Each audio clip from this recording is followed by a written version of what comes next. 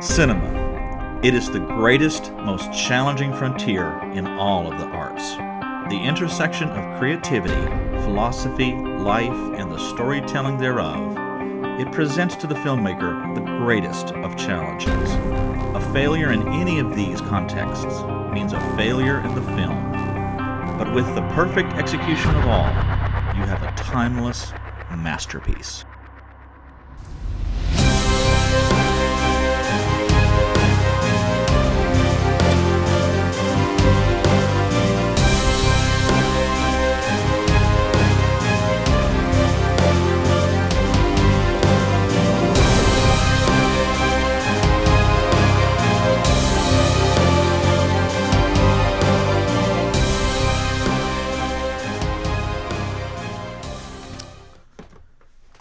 Well, Ryan, it's that time again.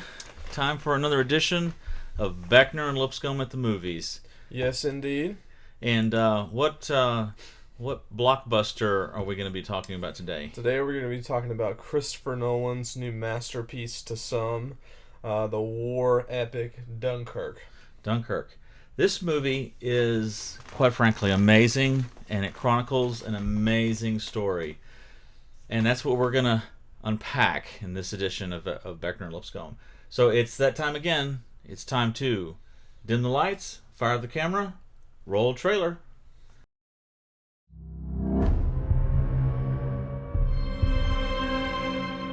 What has happened is a colossal military disaster.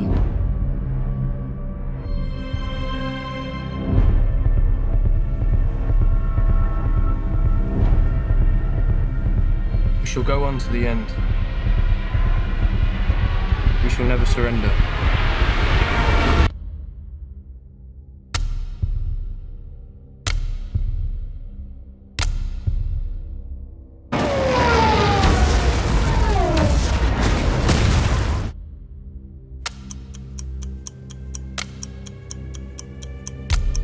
The call went out. We have to go to Dunkirk.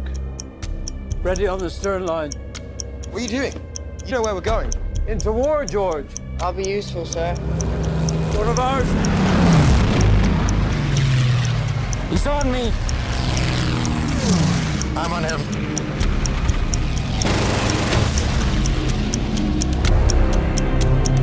The ship's about to leave. Down you go.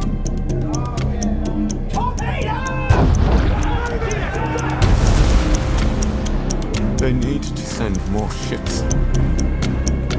Every hour the enemy pushes closer. They've activated the civilian boats. Civilians? We need destroyers.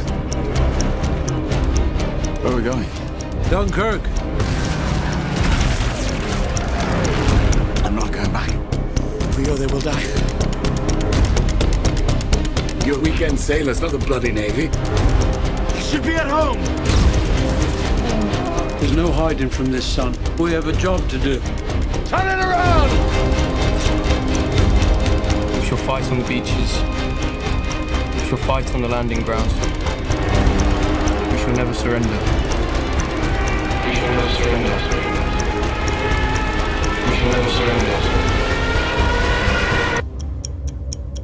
Where's the bloody Air Force?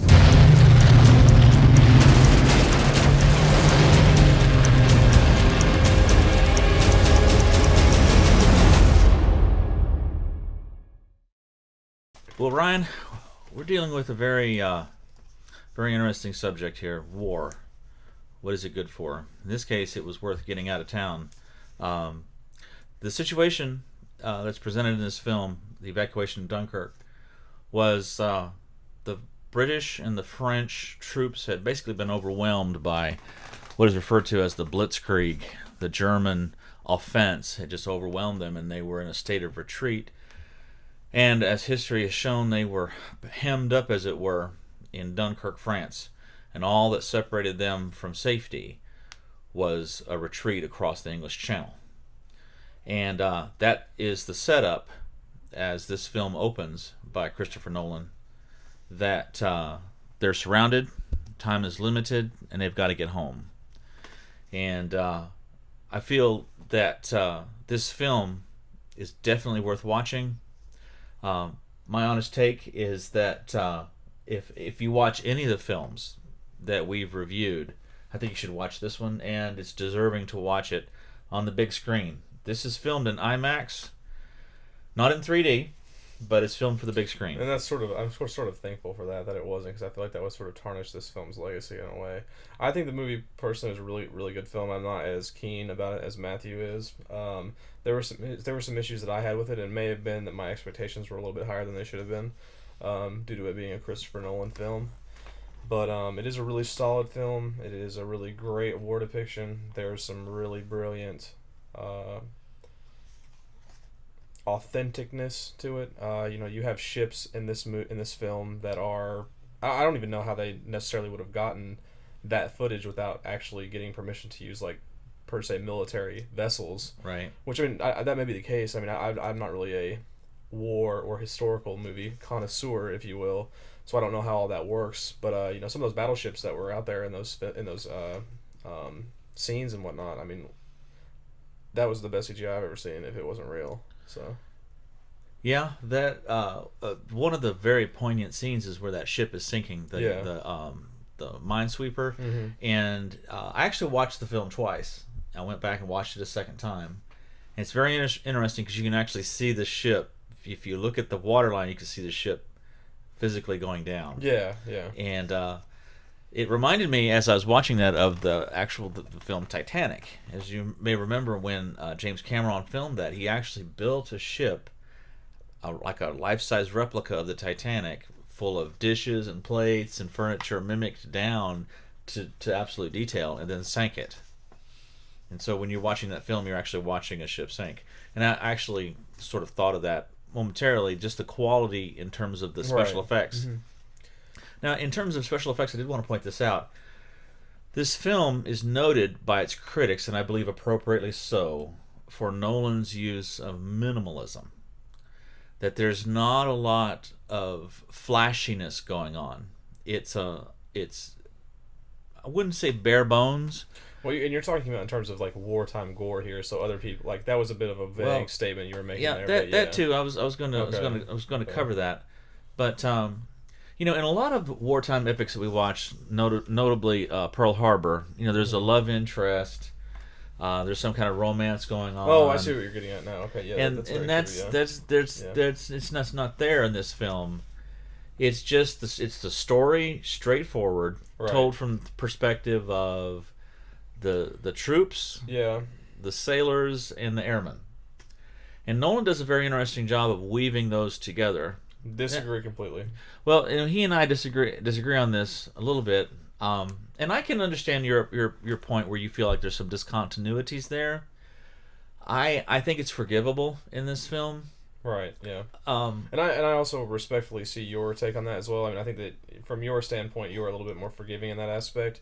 As, someone like myself, like there were times we even discussed this amongst ourselves, like, there were certain times when we saw ships sinking and we weren't sure which ships those were because of the way he plays the time gaps and whatnot. So that was a bit disheartening for me whenever I was watching the film. And that's something Christopher Nolan is actually known for in almost all of his films.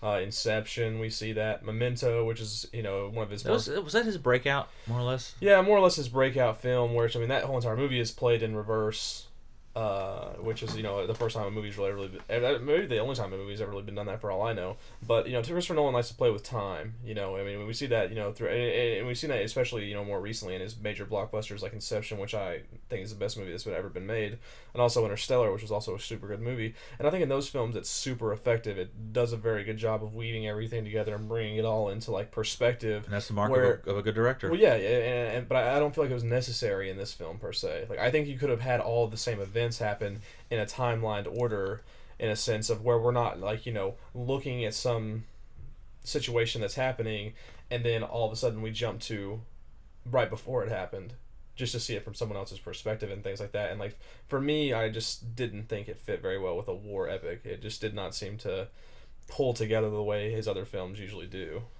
And I acknowledge that as a criticism. I just don't think it's that big of a deal. And I think it's important, and we've talked about this a little bit here and there, in terms of how you and I grade movies. that we do so subjectively in terms of a film's quality and its overall content and the execution of it. And so I think the illustration I used was the proverbial paper that you write for a professor. We've all had this happen in college. You write a paper and you have a professor that for whatever reason, you may never know, they just don't like you. Mm-hmm. And you can make a paper and submit it to that class, and it can be a really good paper. It can be bulletproof, but it may offend some preconceived political notion or philosophical notion that professor holds very, very dear. Now, and I'll say this: I believe the mark of a really good professor is that they can take that paper that's completely opposed to something that they really, really cherish, and grade that paper on the merits of its research, its argumentation, cogency of that argument, and delivery, and how it's written, and give you an A if you deserve an A. Right. Even if it makes them just sweat bullets in reading it and makes them question their whole life. But that doesn't always happen. You always have these rogue professors that just want to take you down a notch. Mm. You might be a 4.0 student, but they're gonna be the one to give you that B just because they can, right? And a paper sometimes is the perfect example to do that, because it's almost always graded subjectively. We feel that a movie is like that paper that you would submit. If you want to, you can tear it apart. We could find all kinds of problems theoretically with this film, with any film, but there's a burden of proof that you reach with a film to where you know that film is an excellent film. And those critiques that you're making shouldn't necessarily count against it per se, because of the quality of the film, and those critiques, as it were, become entirely subjective and arbitrary at some point. I would consider the linearity questions to be non-substantial in terms of the grading and efficacy of this film, and I say that because when Nolan embraced the minimalist approach, that is actually kind of a dangerous tack to take, or I should say, that is actually sort of a dangerous track to follow, potentially. But I think that he did it really well here. As we've mentioned, there's no gore, though you see men literally being blown apart. They're just gone. Yeah, these explosions take place and they're gone, or their bodies, and you see dead bodies laid out, but there's not a tremendous amount of blood.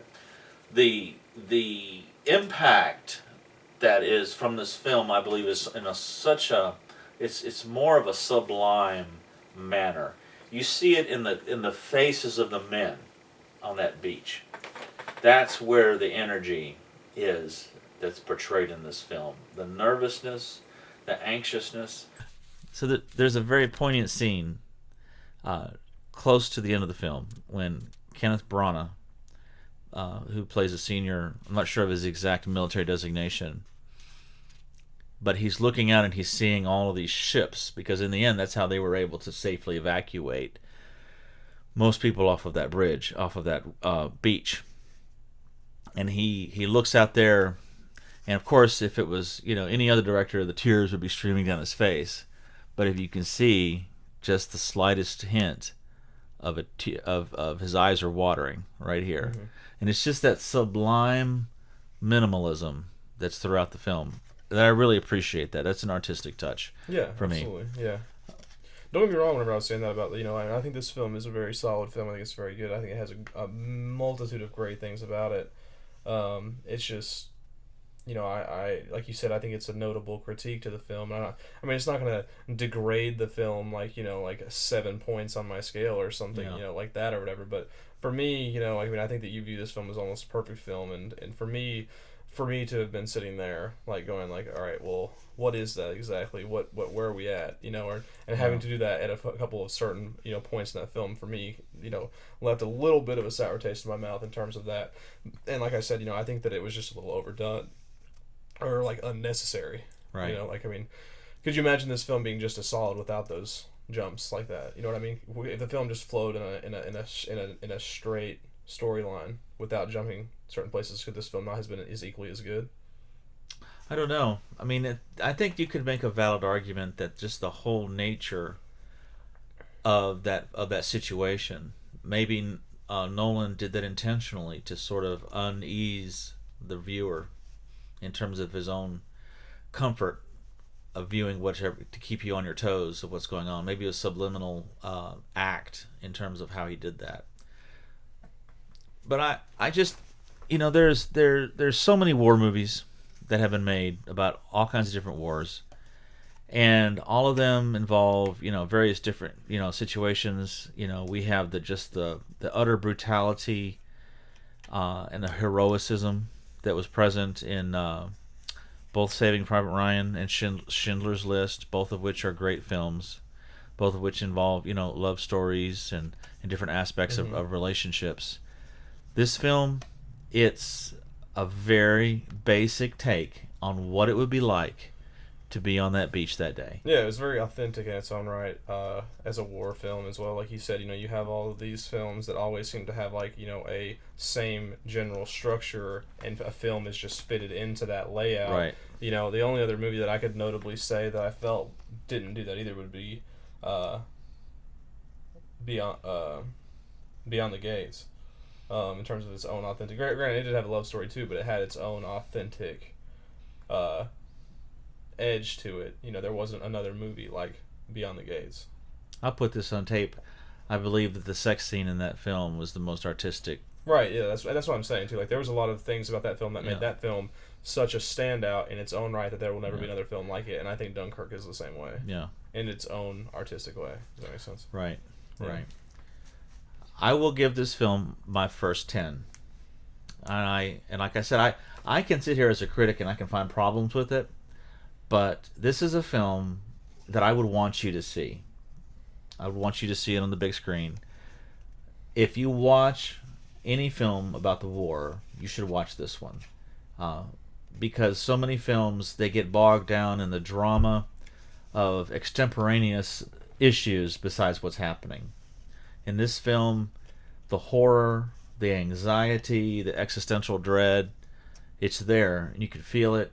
And it's something that, when you walk into that theater, you should prepare yourself to appreciate that, at least in that moment in time, May 27th through June 4th, 1940, the United States had not entered the war, that the world was in a precarious state, and the old world was reeling under the effects of this evil Nazi empire that was flinging itself upon the reaches of civilization. And there were a lot of people who did not know what the future was going to hold, and it was a genuine terror. And the nations were in retreat. And we owe these people very much more than we sometimes appreciate. In the end of that film, there's a very poignant scene where the survivors are on a train, and they think that people are mocking them and deriding them, and he realizes there's a gentleman running up against the train trying to hand him a bottle of beer to congratulate him on surviving this terrible debacle. And these two soldiers are sitting there, and one of them has a paper that he's been handed, and there's the text of a famous speech that Churchill said, and it's the famous "We shall fight them in the alleys." I don't remember the exact text, but basically, we shall fight. You don't have that down word for word? I would have expected a man of your stature to have that speech down word for word recited. Anyway, should I? No, I'm kidding. I'm just giving you a hard time. It's a very well known speech, and it's where he says, we shall fight them on the beaches, we shall fight them in the streets, we shall never give up.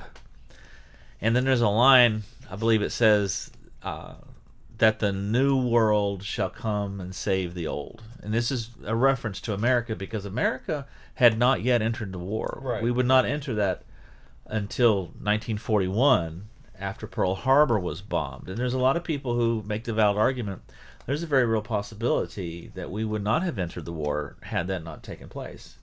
And this world would probably look very different if ever we fought a war that was the good war, was a just war. One can argue it was World War II, right, and we almost didn't fight that. But anyway, but on that train, they're looking at this this text of this speech, and I thought to myself that Christopher Nolan, as a director, he could have shot a scene of Winston Churchill backlit, giving that speech, but he chose to have the soldier read it. Right. Just a very minimalist act, a portrayal of this, and I thought that was very well done. That to me was like a highlight of the film. But again, I really enjoyed this film. But I'm a student of that part of history. My grandfather came ashore D-Day, I believe, +4, and my dad has said that he could count on one hand the number of times my grandfather actually talked about the war.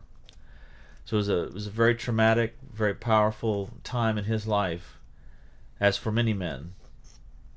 And in our own lives, sometimes the biggest frustration we have is where we're going to get gas in our SUV, or if we're going to be able to clock in to work on time, or get off work on time, or whatever our first world problems are. Right, yeah.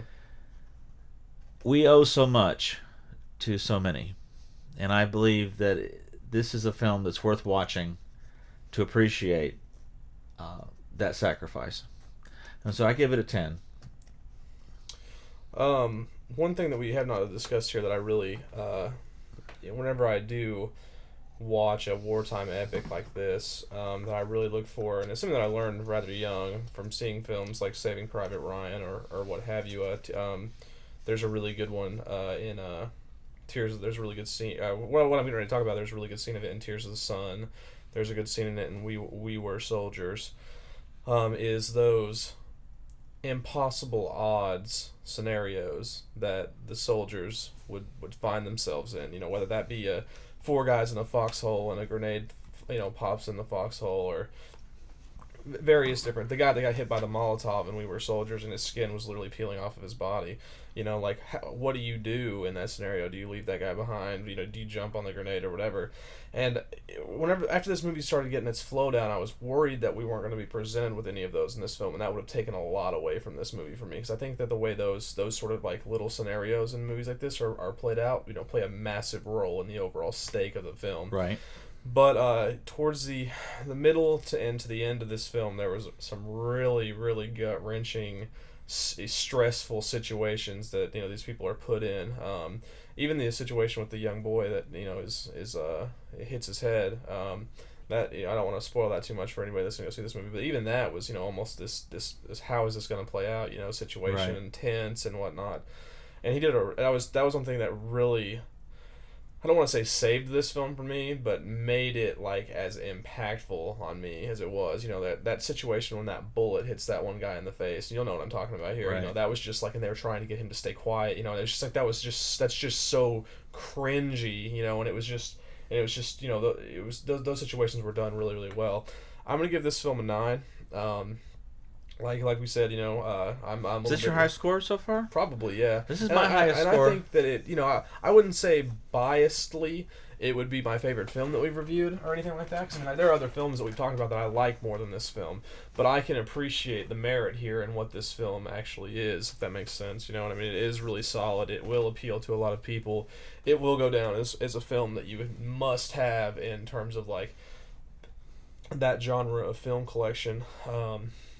For a Christopher Nolan film, and for the things that I've seen him do, I think this film was really creative in its own right, but it was very... Take a brief moment to offer my apologies. Yeah, sweet. Yeah, we've probably been doing that all night, yeah. But I thought it was very different for him. Didn't feel like a Christopher Nolan film, except for the time jumps to me. There was no...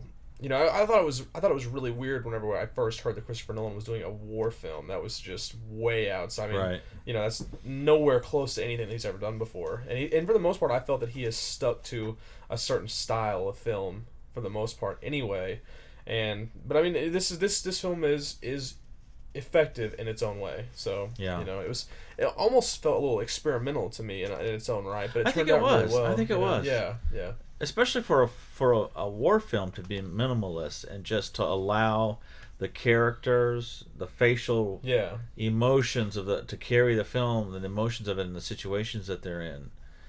It was definitely because I mean we can list off movie after movie after movie that has love interest and all kinds of different drama going on in terms of externally relationship. from the major, to where like point. the conflict, it's the war itself is just like a peripheral. Right. Yeah. It's like the container for the box. Right. Yeah.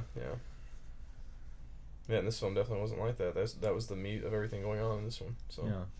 So 10 and a 9, both of our highest ratings that we've given, and an excellent film. And we strongly encourage you to watch it, and I think you'll enjoy it and be impacted by the reality of what happened that day, on those days on that beach.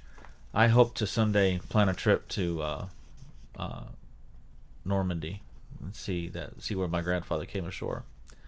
It would be neat to go there as well and revisit these amazing aspects. The survival of those men on that beach reminded me of one of the stories that my grandfather did tell my dad.